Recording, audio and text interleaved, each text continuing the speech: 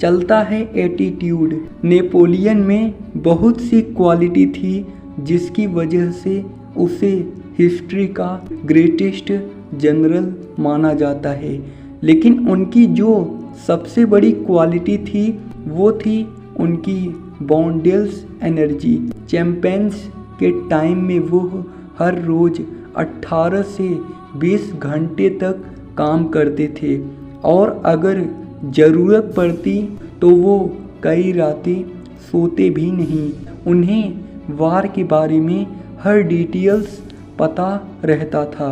कई बार तो वो मीलों तक घोड़ों की सवारी करते और ट्रेवल करके वापस आकर फिर से काम करने लगते। बायोग्राफर्स मानते हैं कि वो कभी भी संतुष्ट नहीं होते थे। 1796 में उन्होंने फ्रांस को इटली से जिताया। जैसे ही ये वार खत्म हुई वो अपनी फ्रांस आर्मी को इजिप्ट को वार के लिए ले गए। जब उन्हें लगा कि इजिप्ट के साथ वार ठीक नहीं चल रही है और उन्हें उनके तरीके से काम नहीं करने दिया जा रहा है, तो वो फटाफट फ्रांस पहुँचे और कॉन्स्पिरेसी करके वहाँ के फर्स्ट काउंसिल बन गए। जैसे ही ये काम खत्म हुआ वैसे ही वह इटली के साथ एक और वार पर चले गए। चैंपियन में जाते और वो भी बिना रुके एक लिमिटलेस एनर्जी के साथ। होता ये है कि जब भी हम चलता है एटीट्यूड रखते हैं तो हम बोर हो जाते हैं। नेपोलियन कहते हैं कि हम में एनर्जी की कमी तभी होती है जब हम खुद की कैपेबिलिटी से हल्के चैलेंजेज खुद को दे देते हैं। अगर हम रिस्क लेते हैं तो हमारी माइंड और बॉडी में इतनी एनर्जी आ जाएगी कि हम वो अचीव कर लेंगे कि वो जो हमने कभी सोचा भी नहीं था। इसलिए never settle down and make risk a consistent practice. दूसरा, करना नहीं सिर्फ सोचना। डेल बताते हैं कि 1943 में एक बार वो पूल में कूदने की कोशिश कर रहे थे, लेकिन जिस लकड़ी पर वो खड़े थे वो टूट गई और फ्लोर पे वो आकर जोर से गिरे। उन्हें हॉस्पिटल ले जाया गया और डॉक्टर ने उन्हें बताया कि उनके रिब्स टूट गए हैं और एक रिब ने उनकी राइट लंग्स को पंक्चर कर दिया है। वो 3 महीने तक हॉस्पिटल में रहे, लेकिन उसके बाद डॉक्टर ने कहा कि अभी तक कुछ भी इम्प्रूवमेंट्स नहीं है। डेल को बहुत शौक लगा कि 3 महीने हो गए लेकिन मुझ में कोई इम्प्रूवमेंट नहीं है। उन्होंने इस पर काफ़ी देर तक सोचा कि ऐसा इसलिए है क्योंकि वो पूरे दिन बस लेटे रहते हैं और अपने बीमारी के बारे में सोचते रहते हैं और इसलिए शायद उनकी बॉडी रिकवर नहीं कर रही है। डेल ने फिर डॉक्टर को बोला कि आप मुझे साथ वाले वार्ड में शिफ्ट कर दें, जिसका नाम था कंट्री क्लब, जहां पर पेशेंट अपने मर्जी का कोई भी काम कर सकते हैं। डेल को वहां शिफ्ट कर दिया गया। उसके बाद डेल ने वहां आयन पेंटिंग सीखी, साइकोलॉजी के ऊपर बहुत सारी बुक्स पढ़ी, कॉन्ट्रैक्ट ब्रेज गेम्स खेली। वो इन एक्टिविटी में इतना ज़्यादा बिजी हो गए थे कि उन्हें अपनी बीमारी का कुछ याद ही नहीं रहा। डेल तब खुश हुए। अगले दिन महीने गुजरने के बाद पूरा मेडिकल स्टाफ उन्हें कांग्रेट्स करने आया कि उन्होंने अमेजिंग रिकवरी की है और वो घर जा सकते हैं। तो पॉइंट ये है कि जब हम बैठकर अपने लाइफ के बारे में चिंता करते रहते हैं तो कोई इम्प्रूवमेंट नहीं होती, ना ही डेल की तरह हेल्थ की और ना ही लाइफ में किसी और चीज़ की। लेकिन जब हम अपना माइंड टेंशन से हटाकर किसी एक्शन को एक्सिक्यूट करने के लिए लगाते हैं तो इम्प्रूवमेंट्स होना स्टार्ट हो जाती है। तीसरा, डर का सामना ना करना। वर्ल्ड वार में जियोरेट्स पैटोन USA आर्मी में जनरल थे।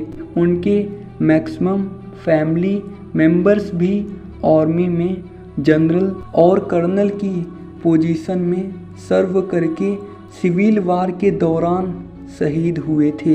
वर्ल्ड वार 1 में 1918 के दौरान पैटोन पहली बार वॉर में उतरे। पैटोन ने टैंक डिवीज़न संभाली हुई थी।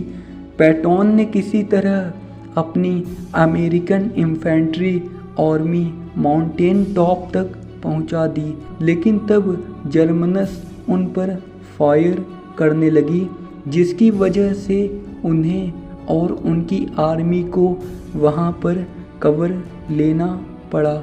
जल्द ही पैटोन को पता चल गया था कि वो लोग फंस गए हैं।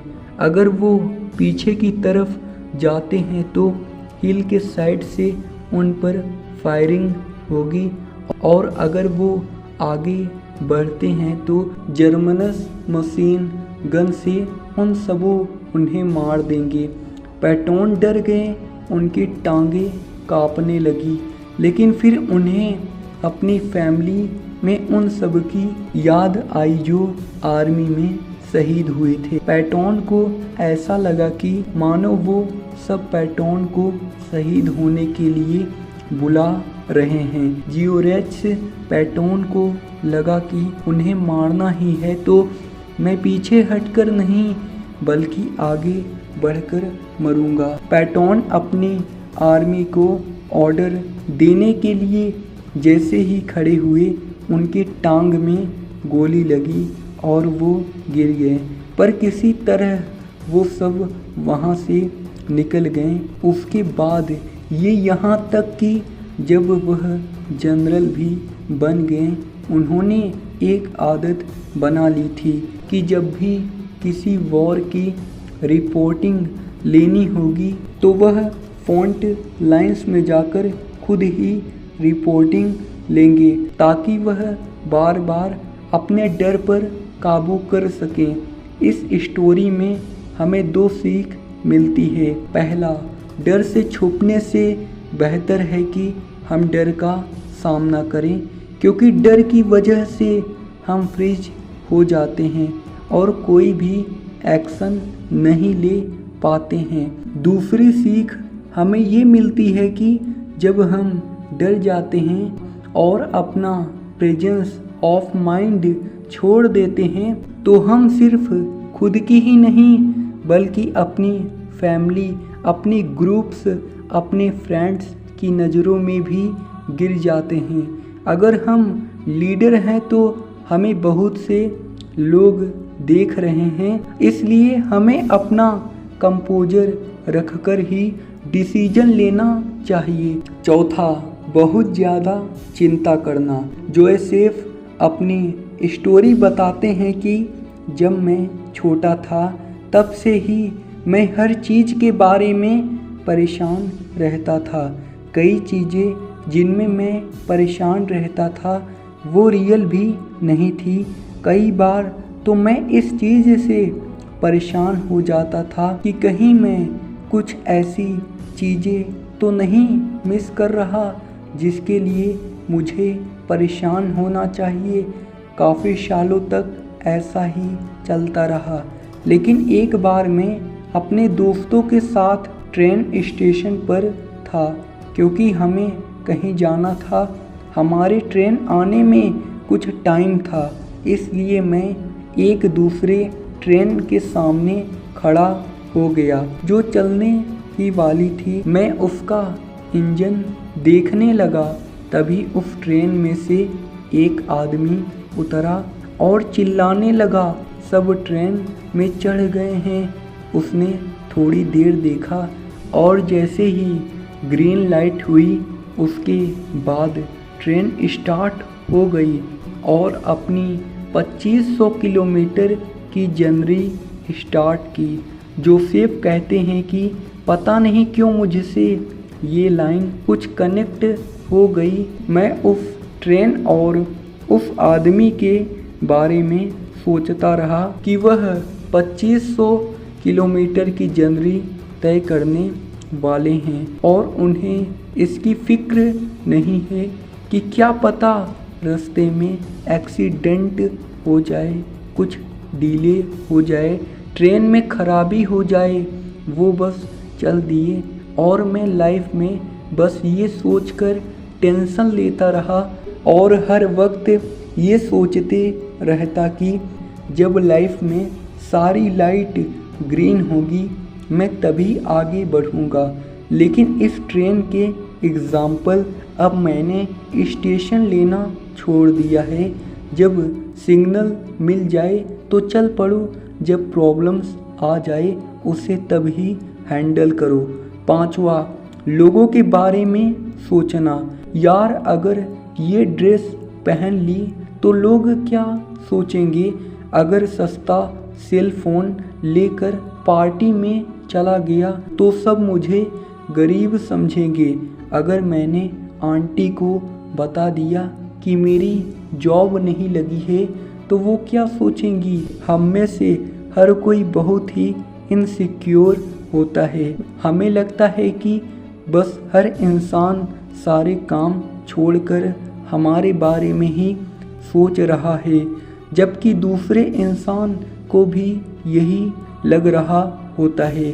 जेफ बेजोस बोलते हैं कि अगर तुम्हें ऐसे कभी भी फीलिंग आते हैं और ऐसा लगता है कि सोशल प्रेशर बहुत ज़्यादा हो रहा है तो एक बार घर से बाहर निकलें और एक बहुत ही क्राउडेड जगह में जाओ और उस भीड़ को आराम से देखने लग जाओ। उनमें से एक आदमी भी तुम्हारे बारे में नहीं सोच रहा होगा।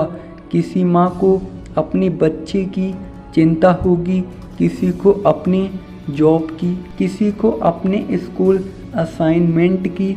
इसलिए हमें अपने काम के बारे में सोचना चाहिए, ना कि औरों के बारे में सोचकर अपने डिसीजन चेंज करने चाहिए।